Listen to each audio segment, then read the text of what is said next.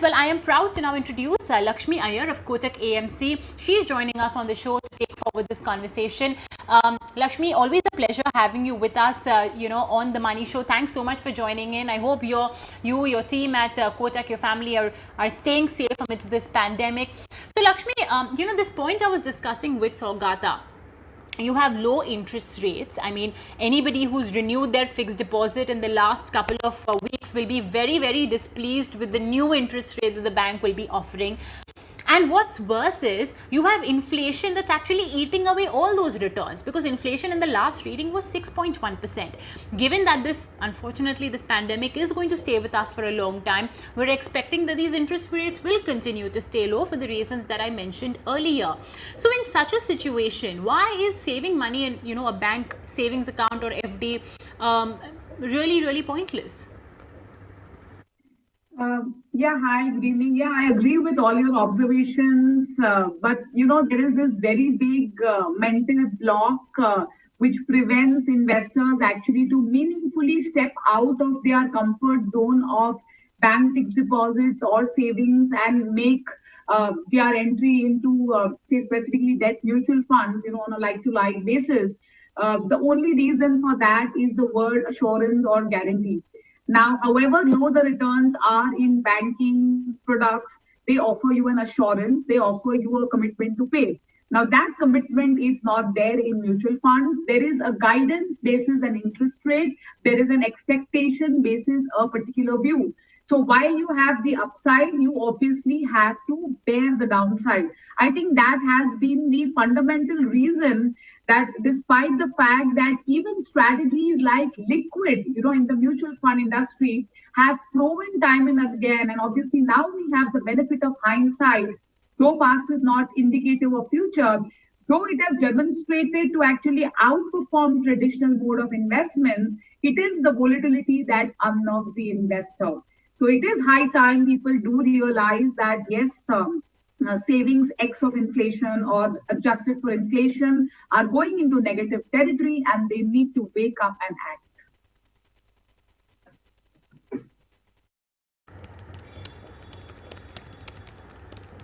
So do you think that unnerving factor of volatility and non-assurance or non-guarantee is so high that it merits individuals really being okay with negative real interest rates than investing in debt MFs, in mutual funds in general? Ignorance is bliss, no? At particular points in time, people like you and us are initiated into the world of finance, but the bulk of awareness in terms of financial literacy across the country is not up to the level which it has to be. So it is that these traditional mode of investments or savings are a magnetic pull. Every other financial product, including mutual funds, actually are a push. It's a concept that needs to be explained to the investor. As and when, the good news is that the financial literacy levels are rising, and as and when more and more investors get initiated into the world of finance, they realize that parking lazy money into these modes of investments won't do them any great. And therefore, gradually, slowly and steadily, we are seeing monies move from the traditional mode into more strategies within fixed income, including the non-liquid space.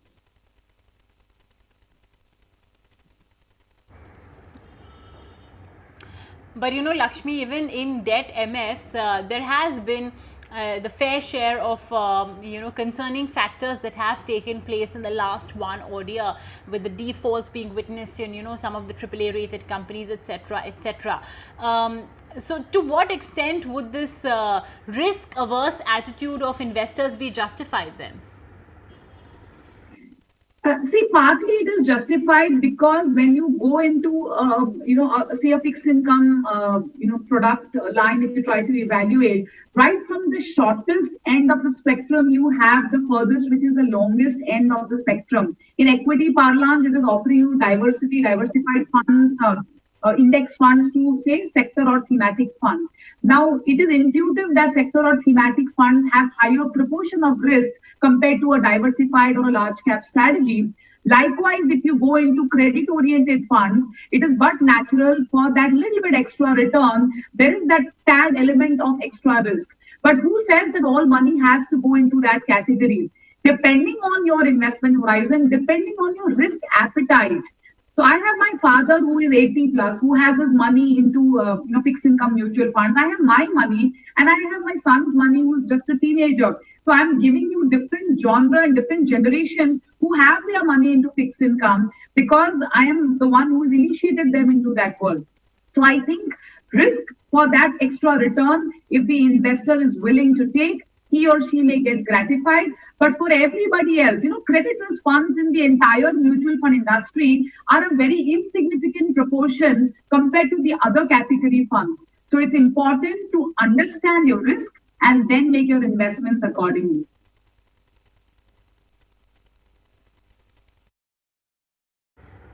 Okay, fair enough. So the fact is that putting a little money in savings account in fixed deposits, it's unavoidable, it's preferable as well, for various cohorts of individuals, for people depending on their risk preferences. But do you think that when an event like this happens, like right now we are in the midst of this pandemic, right, and we are seeing this point where inflation is rising, interest rates is falling, do you think that individuals should be financially astute? And that's the whole point as well of this program, right? Do you think that individuals should consciously take the decision that because this thing is there, I'm going to ensure that I don't put too much money in my fixed deposits, and I'd rather park more money in in mutual funds, in debt mutual funds, or in other investment instruments? We'll discuss that as well. But do you think that it's time now that for individuals as well keep track of these things? I don't have even an iota of doubt that it is high time that investors wake up to this reality. It is happening world over. It is happening in India in smaller tranches. The more people wake up to the reality that you cannot have all your eggs in one basket. I come across many investors who live and swear only by savings account and term deposit, completely unaware of what life on the other side of the financial world is. Likewise, as you rightly observed, inflation is right now rising. Of course, that's more of a temporary phenomena, only to come down. However, it is important to note that even if inflation comes down over the next 2 quarters, the benchmark, the current benchmark rate which is available in the country is maybe at or lower than the projected inflation. Now, given that kind of a scenario, which are the asset classes that can help potentially outperform this inflation monster? And that the answer to that lies probably in a even fixed income up to a particular point may not be able to outperform inflation on a consistent basis, which is why investors need to look out for a cusp of fixed income and equity, which are these hybrid strategies. You have debt hybrid, which has an overweight in debt. Then you have equity hybrid, which is kind of equally or slightly overweight in equities. And then you have these balanced advantage categories, which are toggling between fixed income and equities depending on the view. So I think investors must, I think it's inevitable that investors have to take stock. And if, as I said, if you are not completely aware, dig into the inputs of an advisor. I mean, why feel shy? DIY or do it yourself is not necessarily the port of call when it comes to financial planning.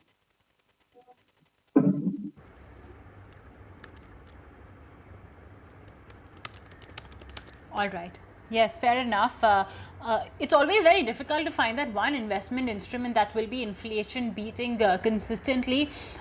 In fact, yeah, every investment instrument will of course have its own set of phases, now you mentioned a couple of investment baskets that are available for individuals: fixed income, equities, hybrid strategies as well, that you flagged off. But the question is, how much in that, how much in bank FDs, in savings accounts? I think that's as well a question that would be that a lot of people would be pondering. And also, how actively should you be allocating your money across these different assets? So for example, when let's say rates were high, let's say when it was 7% and 8%, okay, you would be happy maybe just hypothetically putting 10% of your portfolio in a bank FD. But now that we are in this situation, and like you mentioned, that yeah, even though inflation is a temporary phenomena, it will come down, but projected benchmark interest rates is still low. So should I actively say to myself that, okay, you know what, I'm not going to put 10%, I'm going to put 5% in a FD? How actively should one be monitoring that? The asset allocation, when we're talking about fixed income equities and of course some tail end allocation to gold. Unfortunately, more often than not, it's usually the reverse, especially with Indian investors. Second is there cannot be one size fits all. Now, it may so happen that you and me have similar looking constitution, but our financial needs, our financial goals are visibly and fundamentally different, and that's how it has to be.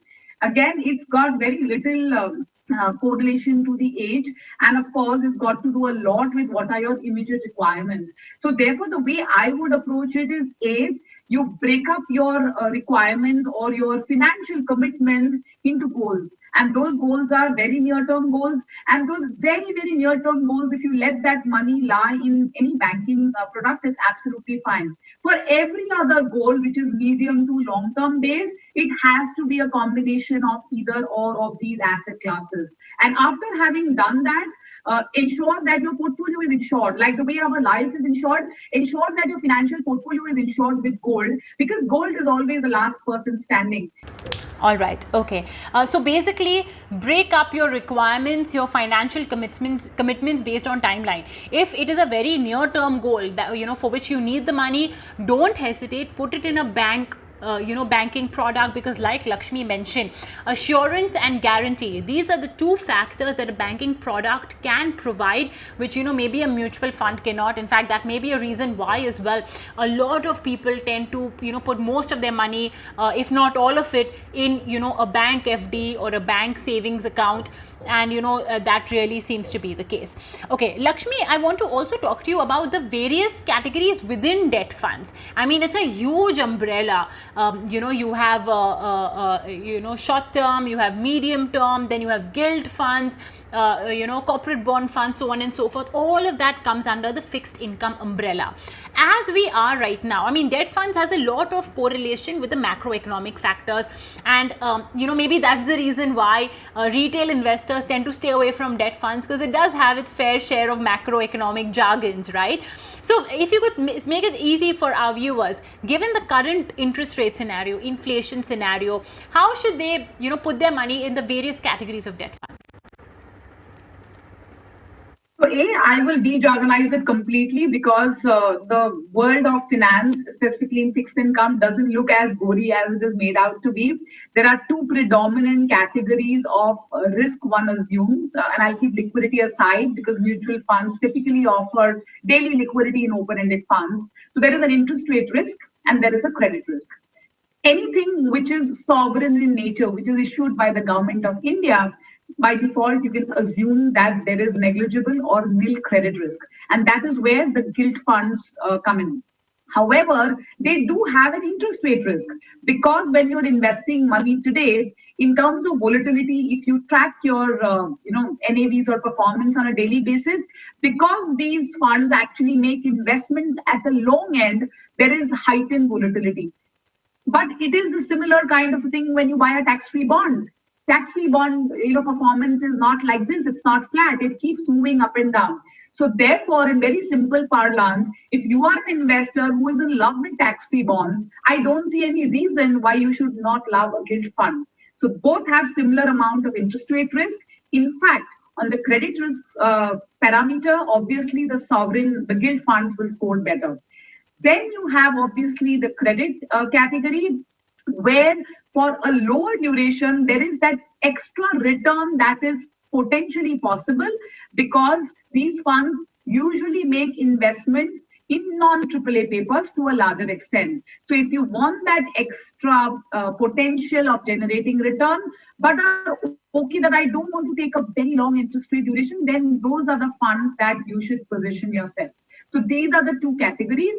Aside of that, you know, I call fixed income like an all seasons footwear. So for summer, for rains, for winters, so for different interest rate cycles, right from liquid funds to overnight to ultra short term, that's how the pecking order actually goes. So if somebody were to tell me, you know what, I have monies, but I want money at beck and call. I want money today and then I want to take it out tomorrow. Overnight funds are for you. Then you say that, okay, I live and swear by very short-term fixed deposits, 7-day, 15-day, 1 month. You have liquid funds for you. So there is a category within fixed income that can match every investment horizon and certainly every risk appetite. So as the tenor goes up, the tendency of risk is a tad higher, no doubt, but certainly the potential to deliver a better performance over the time, say next 12 months, 24 months, definitely enhances.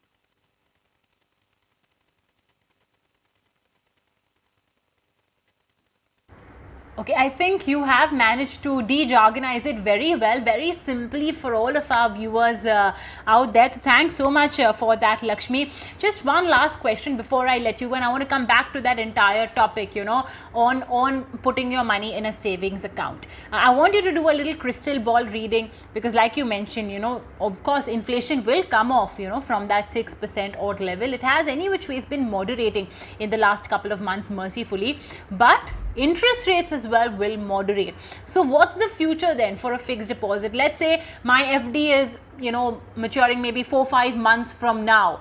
I definitely will have to renew it at a much lower rate, but how low are we talking? I mean, will this whole real interest rate bit continue to be in the negative according to you? So looking at the current scenario, looking at the fact that we don't have a solution as yet to the medical emergency that the world and we are currently being faced with, it looks like the monetary policy worldwide, including India, may continue to remain accommodative. And by accommodative, I mean that over the next 2 to 3 quarters, there could be further interest rate cuts from the current levels. If you look historically, the banking system is growing its deposit pace in high double digits. However, the growth, the on-lending or the credit growth that we talk about is actually in single digits. So somewhere banks are faced with the problem of plenty. So there is a high probability that when you go up and renew your fixed deposits, maybe with a lag of 1 to 2 quarters, the banks are doing that even right now. They will say, my way or highway. And when I say that, I mean my rate or no rate. So you cannot probably have the luxury of choosing your rates when you are actually making an investment or when you are planning to renew your investment over the next 4 to 5 months, purely because the trajectory for interest rates seem to be headed on the lower side.